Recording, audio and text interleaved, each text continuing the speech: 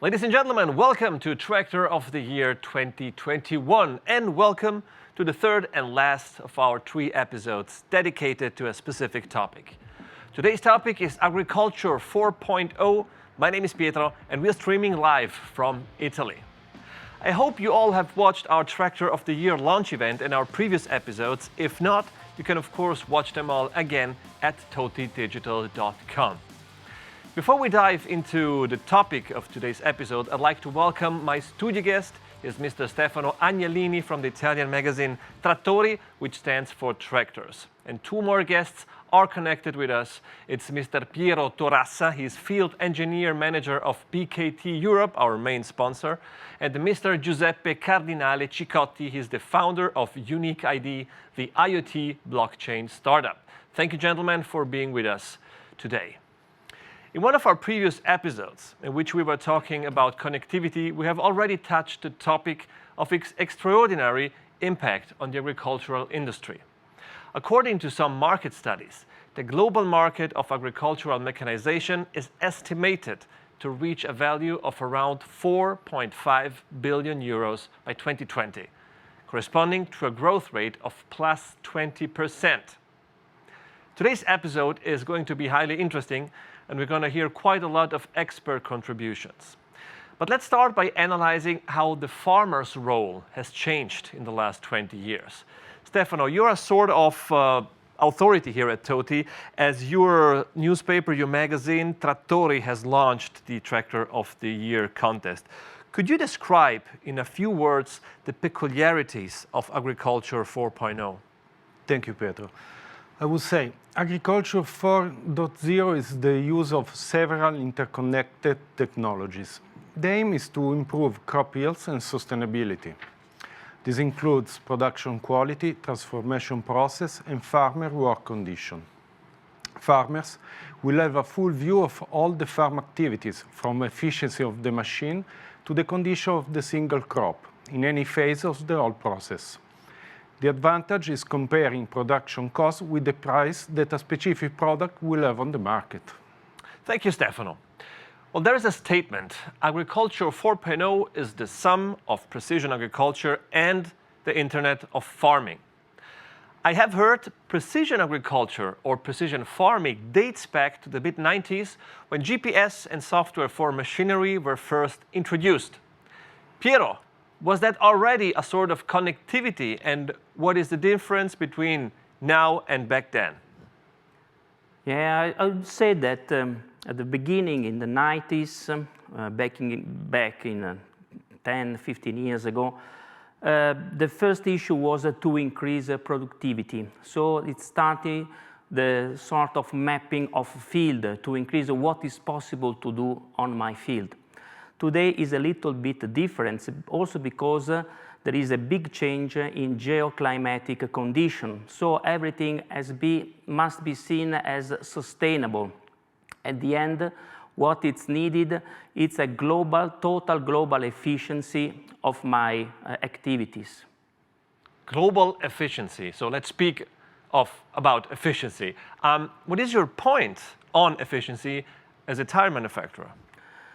Yeah, we see that there are many systems at the moment for automatization, software control devices, sensor, and so on, that increase the efficiency and on the other side also sustainability and productivity. But on our side, in this sense, we are also developing our own system to increase and to improve the sustainability and the efficiency of the work on the field. Thank you, Piero. Well, this leads us to the first contribution from one of our jury members. Ömer Kuloglu from Turkey will give us an overview of farming and agriculture 4.0 in his home country. Hello from Turkey, my name is Ömer Kuloglu. This is my first time as a jury member of Tractor of the Year, and it is really great honor for me. So let's talk about Agriculture 4.0. We all know growing population and more food demand cliché. We need a transformation for solving these problems. Thanks to artificial intelligence, sensors and connectivity, farmers will use minimum quantities of required and target very specific areas. Machines will communicate each other, collect data, and will decide seeding, fertilizing, spraying times, etc. It sounds great, but I would like to take your attention to a different point. We should not overlook the communication between machines and people. Let me give you an example. I'm trying to observe farmers in Turkey for 8 years. The average age of them is 53, and most of them are not conscious enough to make agriculture efficient. So we need new players in the game. Young generation. Agriculture 4.0 is the opportunity for showing them how agriculture can be a cool profession, whereby they participate, and then we may witness a quick adaptation and communication with machines with this kind of technologies. Through this, production and wasting problems of food can be solved. First, we should cultivate the farmer's mind with Agriculture 4.0. That is all from my point of view. Thank you very much. Thank you, or teşekkür, Mr. Kuloglu.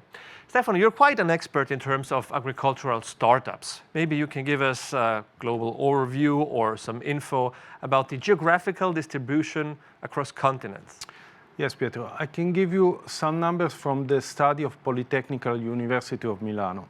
Now there are more than 700 international startups founded since 2013 for a total amount of $13.5 billion, more than 400% compared to 2018, with an average investment of approximately $18 million. Most of them operate in North America, 40%, in Europe, 30%, and in Asia, 20%. Only few are based in Central South America and Australia, around 5 and 4%. All right, thank you, Stefano. Piero, as a field engineer, you are often on farms to test your tires, of course. That gives you the chance to be in close contact with farmers and their world. So what is their current situation and what is coming for them in the near future? Yeah, situation is going to be critical because all the kind of activities are going to be no more sustainable if they are not supported by some actions. For example, financial actions, infrastructure improvement, green approach, new production techniques, but also a tire manufacturer can do and must do something. So for example, we have to give tires to better protection of the soil. So the yield must be improved not only today, but over the years. We can give a cross-industry solution, so to work closer and better with the original equipment that we work with. And precise farming and specialization, so to give right tire for any particular purposes. And at the end, which is also important, we have to continue our steps towards learning, e-learning, and digital work with our customer. So at the end, what is important, I say it's a kind of a good relationship that we already have with our partner, both as original equipment and the aftermarket world. All right, there seem to be quite a lot of changes at the horizon. Yes. Now let me ask a question to our remote guest, Giuseppe. Giuseppe, what are the advantages of smart farming and what is the role of AI in the world of tractors in terms of efficiency and safety? Hello everybody. Well, to say it with a few words, the main advantages of smart farming are more quality products, increased productivity, lower costs, and lower human work. In this context, artificial intelligence is the game changer because it will support the farmer in the production planning, getting data from all the fields and the source available, forecasting the farming production scenarios. More, the artificial intelligence will be embedded in the sensor and the machinery to make them smarter and autonomous. That is crucial for the precision farming. At the end, the future full digital farmer will explore the scenarios and choose what is better for his business. The artificial intelligence behind the scene will do all the work, getting data from the sensor and driving the machine on the fields as planned, and adjust in real time as necessary. The tractor in this game plays a key role for the efficiency of the farming system, so the safety and the security that are closely related, as well the reliability, are crucial factors that become critical for remotely and autonomous driven tractor, as the insurance will be involved too in this new scenario of business. Well, this is indeed very interesting, and there are so many exciting and sometimes odd aspects to consider. Now we have a special message from our French jury member, Jean-Paul Hébrand. He has been brooding over a specific aspect in relation to tractor cabins. Hello everyone, it's a pleasure to be with all of you. I am Jean-Paul Hébrard, journalist for the French TV show Power Boost. So, what will be the ideal number of screens in the cabs of the tractors of the future? This is a very interesting question to ask because we know that data management will become one of the key elements of farmers' performance. In this aim, we know the tractor have an important role to play because it's able of collecting information from the tools. The real question may be, all the informations need to be delivered to the driver? In the future, thanks to the artificial intelligence, we will select the only information really necessary according to the driver typology. For example, the information linked to the maintenance of the equipment will be directed to the manager of the fleet or to the dealer. So, going back to the original question, what is the optimal number of screens in a tractor cabin? A single screen now seems ridiculous. 2 screens could become a minimum and 3 screens could become standard. Of course, we could imagine that a display directly on the windshield will be necessary for more visual comfort, if, in the future, the problem of backlighting has been solved. But to finish, we could wonder if there will still be screens in the cabin of the future, because perhaps there will be no driver with the autonomous tractors. Thank you very much, and I give the line back to the studio. Thank you very much. Merci beaucoup, Jean-Paul. Well, I think he has made a really good point, and we are quite nosy to see how many screens will be inside the winning tractor of Toty 2021. But let's move on. An important question is how Agriculture 4.0 is influencing the entire food chain. Stefano, maybe you can give us some insights about trends for agricultural startups in this regard. Yes. Actually, 70% of international startups operate within the e-commerce business and collect 93% of investments. The 2 main business models among e-commerce startups are B2C solutions, aimed to create a direct link between farmer and final consumer. They represent 75%, and food delivery platform, 18%. Agriculture 4.0 is the second most explored area by the new innovative company, with 20% of startups and 5% of the total funding. 70% of them offers data analysis and integration services. Most used tools are Internet of Things, focus on remote monitoring of land, crops, and machines, and crop mapping services by the use of drones or satellites. Let's not forget that robots and the AI are rising very fast. Now they both represent 7% of Startup 4.0.